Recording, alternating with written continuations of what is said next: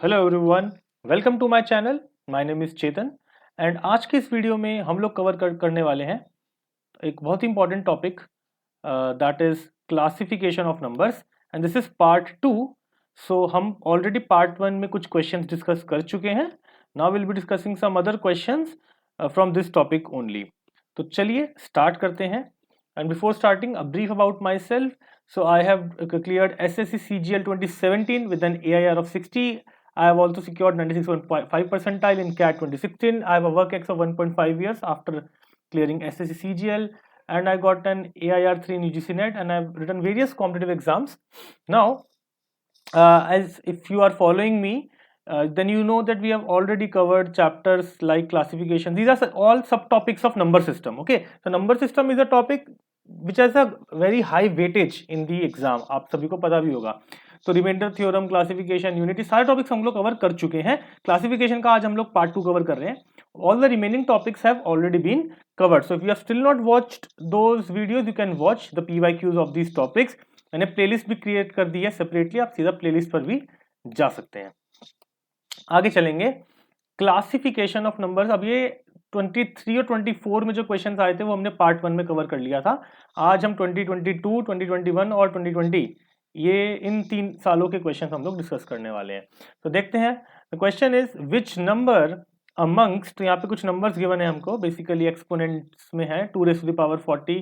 तो नंबर्स में एक बार अलग से लिख भी लेता हूँ, 2 raise to the power 40, 3 raise to the power 21, 4 raise to the power 18 and 8 raise to the power 12। आपको बताना है स्मॉलेस्ट कौन सा नंबर है इन चारों में से। अब देखो, अगर आप देखोगे 8 भी 2 की पावर है और 4 भी 2 की पावर है, तो हम इनको सिमिलर, इनका बेस सिमिलर बना सकते हैं। 2 रेज़ टू द पावर 40 को we can keep as it is, लेकिन 4 रेज़ टू द पावर 18 को आप ऐसा भी लिख सकते हैं 2 raise to the power 2 raise to the power 18, isn't it? So this will be equal to 2 raise to the power 36।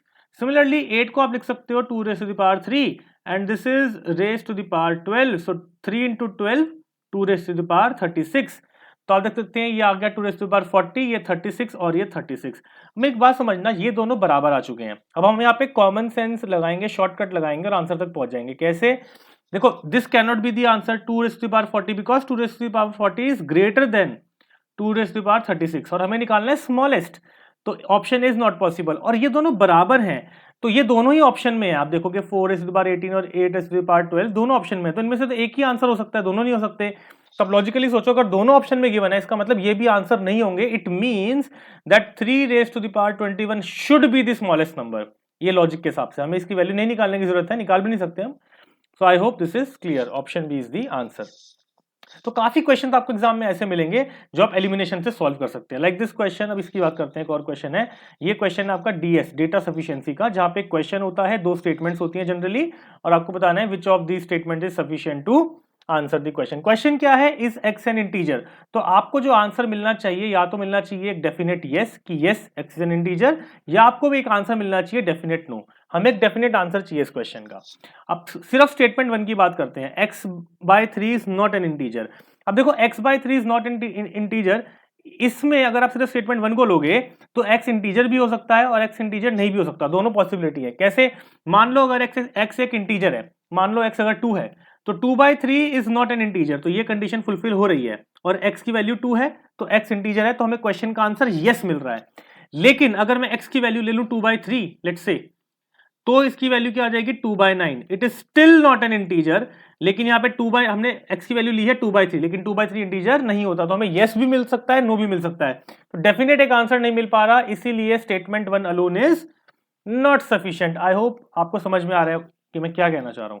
फिर नेक्स्ट, अगर आप सिर्फ स्टेटमेंट 2 को देखें, ओनली स्टेटमेंट 2, वो कह रहा है 3x इज एन इंटीजर। अब देखो, x अगर एक इंटीजर होगा, मान लो x की वैल्यू 1 है, तो ये इंटीजर है, 3 इंटू 1 3, तो यहाँ पे आंसर मिल रहा है यस। लेकिन अगर मैं x की वैल्यू मान लो 2 बाई 3 ले लेता हूं, तो यहाँ पे आपको वैल्यू मिल रही है 2, which is still an integer, लेकिन x जो है वो अपने आप में इंटीजर नहीं है, तो इसलिए हमको एक डेफिनेट यस या डेफिनेट नो नहीं मिल रहा, स्टेटमेंट 2 से भी नहीं मिल रहा। अब हम देखते हैं, क्या हम दोनों को कंबाइन कर दें, स्टेटमेंट 1 और स्टेटमेंट 2 को कंबाइन कर दें, तो क्या तब हमें आंसर मिल पाएगा? चेक करते हैं। पहला केस ले लेते हैं, लेट अस से x इज इक्वल टू 2। अब यहां पे इसकी वैल्यू निकालो, this will B 2 by 3, and not an integer, सही बात है। और यहाँ पे पुट करो 3 into two 6 is an integer. तो x यहाँ पे 2 जो है वैल्यू x की अगर हम 2 ले रहे हैं तो दोनों सेटिस्फाई हो रहे हैं और हमें इस क्वेश्चन का आंसर मिलेगा yes x is an integer. लेकिन अगर मैं x की वैल्यू ले लेता हूं 2/3 तो स्टेटमेंट 1 से मुझे जो वैल्यू मिल जाएगी वो मिल जाएगी 2/3 डिवाइड बाई 3 यानी कि 2/9 which is not an integer, satisfied. और स्टेटमेंट 2 में डालोगे 3 इंटू 2/3 आपको आंसर मिलेगा 2 विच इज एन इंटीजर। तो यहां पे x इंटीजर नहीं है, तो अगेन दोनों को कंबाइन करके भी हम आंसर डेफिनेट यस या डेफिनेट नो तक नहीं पहुंच पा रहे हैं, हमें दोनों आंसर्स मिल रहे हैं, यस भी मिल रहा है, नो भी मिल रहा है। इसीलिए the correct answer would be D, that even both the statements together are not sufficient to answer the question. आगे चलते हैं नेक्स्ट क्वेश्चन पे। Consider the following statements in respect of two natural numbers. अब आपको बता रहे हैं दो नेचुरल नंबर्स हैं p और q, और ये भी बता रहे हैं such that p is a prime number, p prime number है, प्राइम नंबर आप सभी को पता होनी चाहिए। Then q is a composite number, q जो है वो एक कॉम्पोजिट नंबर है, ये आपको ऑलरेडी बता दिया है इन दी क्वेश्चन इटसेल्फ, ठीक है। अब देखो क्या पूछ रहे हैं, p into q can be an odd number, q divided by p can be a prime number, p plus q can be a, तो सारे के सारे कैन भी लिखा है। कैन भी का मतलब होता है कि अगर एक पॉसिबिलिटी में भी ये ट्रू है तो ये सही होगा, मतलब we have to just check for a case जहां पे ये ट्रू हो जाए, क्योंकि कैन भी लिखा है ना। तो अब आप देखो ऐसा प्राइम नंबर और ऐसा कॉम्पोजिट नंबर जिनको मल्टीप्लाई करके हमें एक ऑड नंबर मिल जाए, तो इसमें आपको कई सारे मिल जाएंगे। फॉर एग्जाम्पल, क्योंकि हमें पता है दो ऑड नंबर को जब हम मल्टीप्लाई करते हैं तो हमको एक ऑड नंबर मिलता है, ये आपको पता होना चाहिए, ये बेसिक नॉलेज आपको होनी चाहिए। तो जैसे कि p इंटू क्यू करना है, मान लो p की वैल्यू 3 है which is a prime number, और q की कोई ऐसी वैल्यू ले लो जो ऑड हो और जो कॉम्पोजिट हो, कॉम्पोजिट नंबर हो, मान लो 9 ही ले लो, 9 इज अ कॉम्पोजिट नंबर और वो ऑड भी है, तो यहाँ पे हमको odd, so yes p into Q can be odd, ये बिल्कुल सही बात है, ठीक है। नेक्स्ट चेक करो, q divide by p can be a prime number. अब आप इसी को ही ले लो, चाहे q की वैल्यू 9 ले लो और p की वैल्यू 3 ले लो, तो यहाँ पे हमें क्या आंसर मिलेगा 3, and 3 is a prime number, तो ये भी ठीक हो गया। अब कह रहे हैं p plus Q can be a prime number. अब देखो यहाँ पे 9 और 3 को प्लस करोगे तो 12 आएगा, वो तो कॉम्पोजिट है, प्लस करोगे तो कोई दूसरा एग्जांपल ले सकते हैं, चेक करना है हमें कि क्या p और q को ऐड करके हमें कोई प्राइम नंबर मिल सकता है। तो आपको अलग अलग एग्जाम्पल्स मिल जाएंगे, जैसे कि फॉर एग्जाम्पल हम कोई रैंडम नंबर ले सकते हैं, लेट्स से हमने ले लिया एक प्राइम नंबर 3 और कॉम्पोजिट नंबर मान लो 4, तो 3 प्लस 4 कितना होता है 7 which is a prime number, तो ये भी बिल्कुल ठीक है। सो ऑल 1 2 एंड 3 तीनों के तीनों बिल्कुल सही है, ठीक है। आई होप गाइस समझ में आ रहा है। This is how this questions have to be done quickly. अब एक एक्सप्रेशन गिवन है आपको 15 इंटू 14 मतलब 1 तक 1 to 15 सारे नंबर्स को मल्टीप्लाई कर रहे हैं और उनको इन्होंने एक फॉर्म में लिख दिया। कैसे लिख दिया? 3 raised to the power n into n. अब आपसे पूछ रहे हैं अगर m और n जो है वो पॉजिटिव इंटीजर्स हैं, तो मैक्सिमम वैल्यू ऑफ m क्या हो सकती है। तो हमें बेसिकली हमें ये बताना है 3 की मैक्सिमम पावर कितनी होगी इस एक्सप्रेशन में। अब आप देखो इसमें जो नंबर्स हैं 3, 6, 9, 12 और 15, ये सारे जो हैं 3 के मल्टीपल्स हैं, ठीक है। 3 में 3 की एक ही पावर है। 6 को कैसे लिख सकते हो 3 इंटू 2, तो यहाँ पे भी 3 की एक पावर है, लेकिन 9 को हम लिखते हैं 3 इंटू 3, तो यहाँ से 3 की एक पावर मिल गई, यहाँ से एक मिल गई, यहाँ से हमें 2 पावर्स मिल गई, 2 पावर। देन 12 को आप कैसे लिख सकते हो 2 इंटू 2 इंटू 3, तो यहाँ से भी आपको एक ही पावर मिलेगी, और 15 होता है 3 इंटू 5, तो यहाँ से भी एक, तो काउंट कर लो 1 2 3 4 5 6, तो मैक्सिमम वैल्यू जो हो सकती है 3 की, m की जो वैल्यू हो सकती है वो हो सकती है 6, मैक्सिमम वैल्यू 6 हो सकती है, ठीक है। तो करेक्ट आंसर हो गया यहाँ पे ऑप्शन नंबर बी 6, ठीक है। आगे चलेंगे। Again a question from 2022, the sum of 3 consecutive integers is equal to their product. कह रहे हैं अगर आप 3 कंसेक्यूटिव इंटीजर्स को ऐड करते हो तो उनका सम उनके प्रोडक्ट के बराबर है। तो ऐसे कितने ट्रिपलेट्स हैं, how many such possibilities are there. एक बार हमें ऑप्शंस को जरूर देख लेना चाहिए कि ओनली 1 पॉसिबिलिटी, ओनली 2, ओनली 3, या फिर नो सच, ऐसी कोई पॉसिबिलिटी है ही नहीं, ऐसा भी हो सकता है।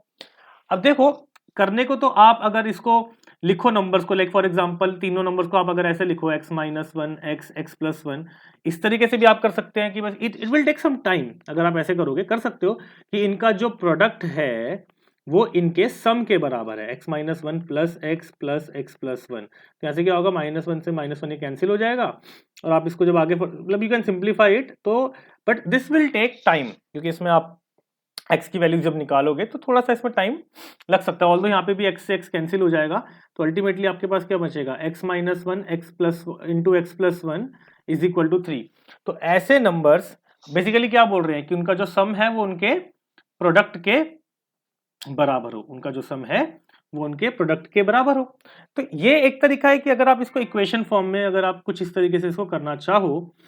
अदरवाइज एक और तरीका क्या है, यहां से भी आप कर सकते हैं, बट आप हिट एंड ट्रायल से भी कर सकते हैं। जैसे कि मुझे पता है -1, क्योंकि यहाँ पे कंसेक्यूटिव इंटीजर्स बोल रहे हैं, तो नेगेटिव इंटीजर्स भी हो सकते हैं, लाइक -1 0 और 1, इनका जो प्रोडक्ट होगा वो होगा 0 और इनका जो सम होगा वो भी होगा 0, तो ये एक पेयर हो गया।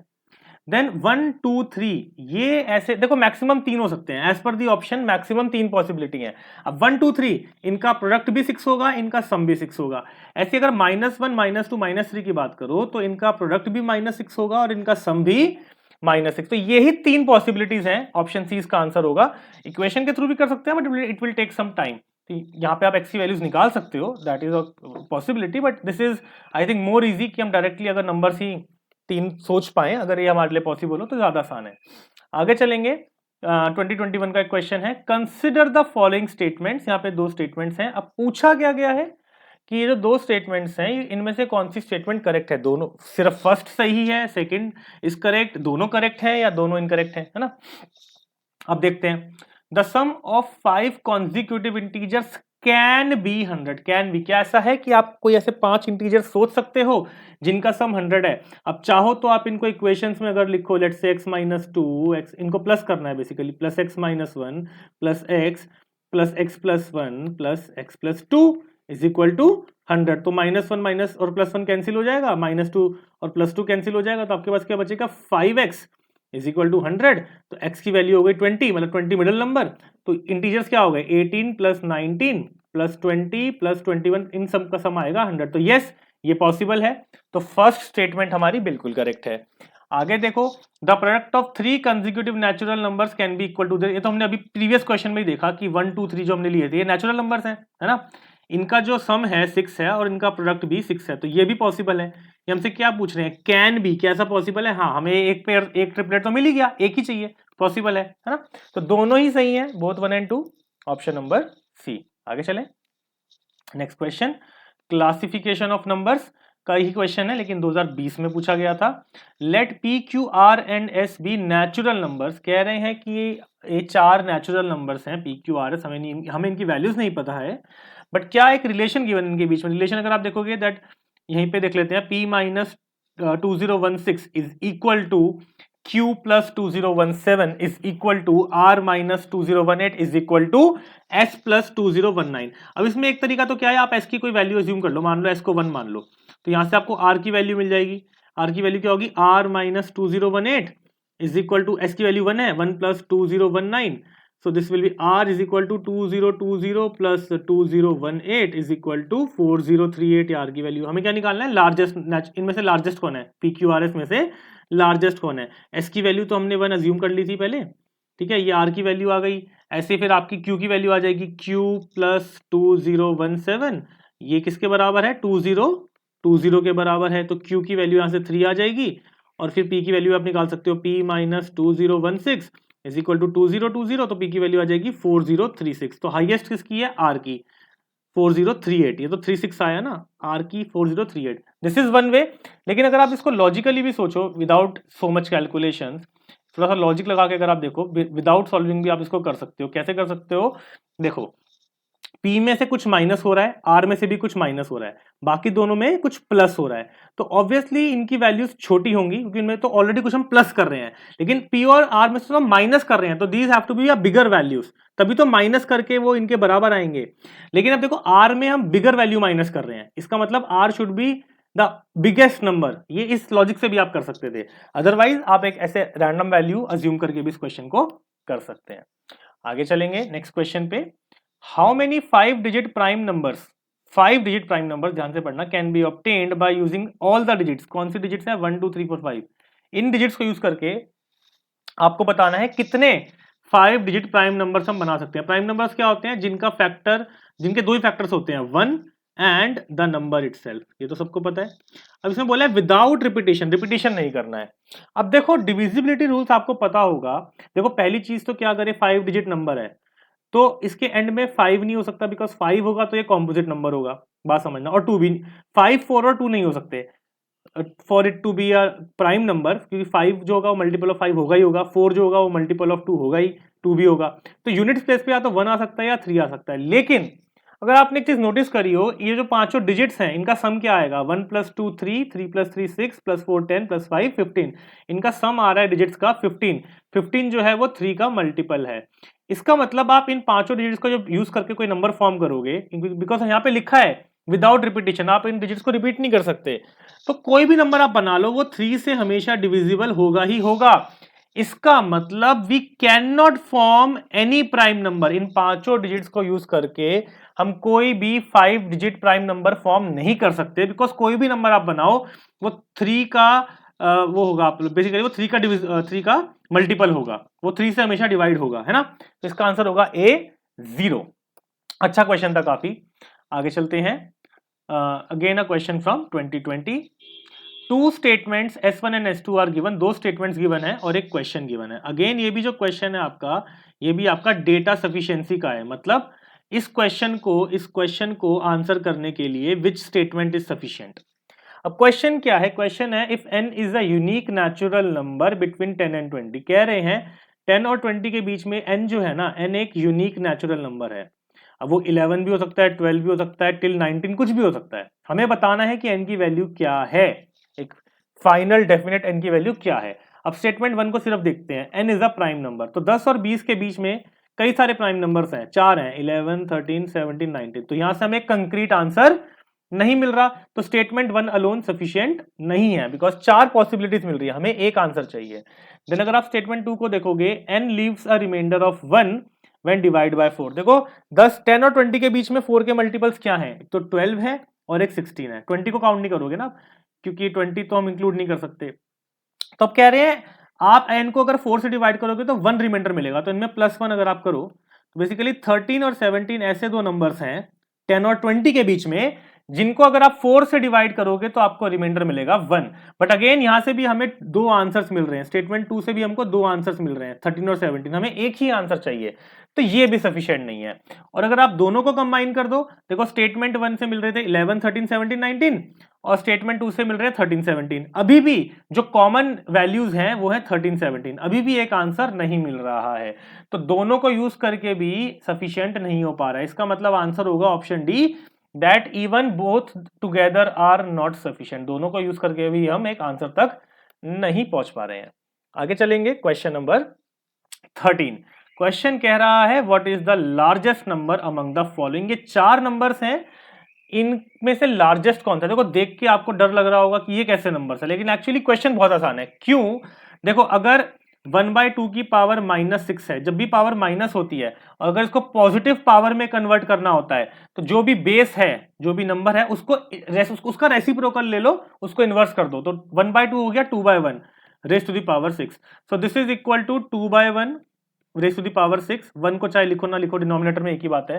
Then this becomes equal to 4 raise to the power 3, this becomes equal to 3 raise to the power 4, because इसका रेसिप्रोकल लेके पावर को पॉजिटिव कर दो, और this equal to 6 raise to the power 2। अब इनकी वैल्यूज निकाल लो। 2 रेस टू द पावर 6 कितना होता है, 2 4 8 16 32 64। हमें निकालना है largest. 4 raise to the power 3 4 16 64, 3 raise to the power 4 3 9 27 81, और ये हो जाएगा 36। सो लार्जेस्ट क्या है, 3 रेज़ टू द पावर 4, यानी कि option C is the largest number. I hope guys सभी को समझ में आ रहा होगा, मजा आ रहा होगा कैसे हम इजीली क्वेश्चंस को सॉल्व कर पा रहे हैं। आगे देखते हैं नेक्स्ट क्वेश्चन। अब ये है रिकरिंग डेसिमल। ये सारी चीजें नंबर सिस्टम में पढ़ाई जाती हैं, different types of numbers, decimals के टाइप्स होते हैं, रिकरिंग नॉन रिकरिंग, है ना। तो ये रिकरिंग है। रिकरिंग का मतलब क्या है कि अगर आप देखोगे डेसिमल के बाद 2727 रिपीट हो रहा है, 2727 ने रिपीट हो रहा है, हम इसको ऐसे भी लिख सकते हैं 1.27 बार, कि 27 बार बार रिपीट हो रहा है। तो आपको ये चीज पता होनी चाहिए कि जैसे फॉर एग्जांपल कुछ फ्रैक्शंस होती हैं, जैसे फॉर एग्जांपल 1/4 वो कितना होता है 0.25। ऐसे ही फॉर एग्जांपल और भी आप कुछ ले सकते हैं 1/8 it is equal to 0.125। Similarly ये आपके टिप्स पे होना चाहिए कि 1/9 कितना होता है। फॉर एग्जाम्पल अगर मैं आपसे पूछूं 0.11 और मैं आपसे पूछूं 2/9, इट शुड बी 0.22। ये सब आपको याद होने चाहिए, फ्रैक्शंस एंड देयर डेसिमल और परसेंटेज इक्विवेलेंट। सिमिलरली 1/11 की जो वैल्यू होती है ना, वो होती है 0.09। सिमिलरली अगर 2/11 की बात करूं वो होता है 0.18। अगर 3/11 की बात करूं वो होता है 0.27। तो अगर आप ध्यान से देखोगे 9 की टेबल चलती रहती है, और अगर आप 9 जब डिनोमिनेटर में होता है तो 11 की टेबल चलती है। ये एक तरीका होता है इसको याद करने का। तो 2727 जब रिपीट हो रहा है, तो यहाँ पे जब 2727 रिपीट हो रहा है तो प्रोबेबिलिटी है कि ये 3/11 की वैल्यू होगी। मतलब ये 27 ये बार है, ये 2727 रिपीट होगा। यहाँ पे 0.181818 रिपीट होगा, यहाँ पे 0.0909 ये रिपीट होता रहता है, ठीक है। और यहाँ पे 1111 ये रिपीट होगा, यहाँ पे 2, तो ये रिपीटेशन होती रहती है इनकी। दे आर रिकरिंग डेसिमल्स, 1/9 1/11, ठीक है। तो यहां से मुझे एक चीज क्लियर हो गई है कि ये है क्या, 1 प्लस 0.272727। तो 1 प्लस, और मुझे पता है 0.2727 किसकी वैल्यू है, 3/11 की। तो ये आप इसको जब मिक्स फ्रैक्शन में, मतलब इसको जब आप कन्वर्ट करोगे, एलसीएम लोगे, तो दिस विल बी 11, 11 प्लस 3, 14/11। तो आंसर तो हम डायरेक्टली ही निकाल सकते हैं इसका। आई डोंट थिंक इसमें हमें देखो, अगर आप इसको एक्चुअली डिवाइड करके सॉल्व करोगे तो बहुत टाइम लगेगा। इसलिए हमें ये टेबल याद होनी चाहिए, फ्रैक्शंस, उनका परसेंटेज वैल्यू कितनी है, उनकी डेसिमल वैल्यू कितनी है। ये वैल्यूज हमें 1/1, 1/2, 1/3 टिल एटलीस्ट 1/20 हमको याद होना चाहिए, एटलीस्ट 1/20 तक, ठीक है। काफी हेल्पफुल होता है ये। आगे चलेंगे, लास्ट क्वेश्चन है आज की वीडियो का, आज के सेशन का। How many pairs of natural numbers are there, pairs पूछ रहे हैं, ठीक है, such that the difference of two squares. तो मान लो आपसे बेसिकली कह रहे हैं दो ऐसे नेचुरल नंबर्स जिनका डिफरेंस, जिनके स्क्वायर्स का डिफरेंस 63 हो, और यहाँ पे मैं अज्यूम कर रहा हूँ x ग्रेटर देन y, तभी मैं इसको ऐसे माइनस करके लिख रहा हूँ, ठीक है। अब इसको आप सिंप्लीफाई करोगे, अगर x minus y x plus y is equal to 63। दो, अब देखो बेसिकली ये जो दो नंबर्स हैं, जो भी दो नंबर्स आएंगे, इनको मल्टीप्लाई करके 63 आ रहा है ना। 63 के फैक्टर्स मुझे बताओ। एक होता है 1 इंटू 63, एक होता है 3 into 21, then it is 7 into 9, ठीक है। यही फैक्टर्स निकल के आएंगे, 6 फैक्टर्स। तो बेसिकली या तो ये होगा 1 इंटू 63 हो सकता है, ये हो सकता है 3 इंटू 21, और ये हो सकता है 7 इंटू 9, ठीक है। बेसिकली हम x और y की पॉसिबल वैल्यूज निकालना चाह रहे हैं, गेटिंग इट, एक्स और वाई की पॉसिबल वैल्यूज निकाल। तो अगर आप इनको नोटिस करोगे तो एक तो हो गया x minus y is equal to 1 और x plus y is equal to 3, एक तो ये पॉसिबिलिटी हो गई। अब x को प्लस करो, इन दोनों इक्वेशंस को प्लस करो, तो 2x is equal to 64, x की वैल्यू आ गई 32 और y की वैल्यू आ गई, फिर यहां से जब आप सब्स्टिट्यूट करोगे 31। तो एक पेयर मुझे मिल गया 32 एंड एक पेयर मुझे मिल गया 32 एंड 31, जिनके स्क्वायर्स का डिफरेंस आएगा 63। आप वेरीफाई भी कर सकते हैं। दूसरा, अब ये 3 और 21 है, अब इसको मैं अगर इक्वेशंस में डालूं, I have 2 equations and their 2 values, है ना, 2 इक्वेशन 2 वेरिएबल, तो सॉल्व कर सकते हैं कैसे।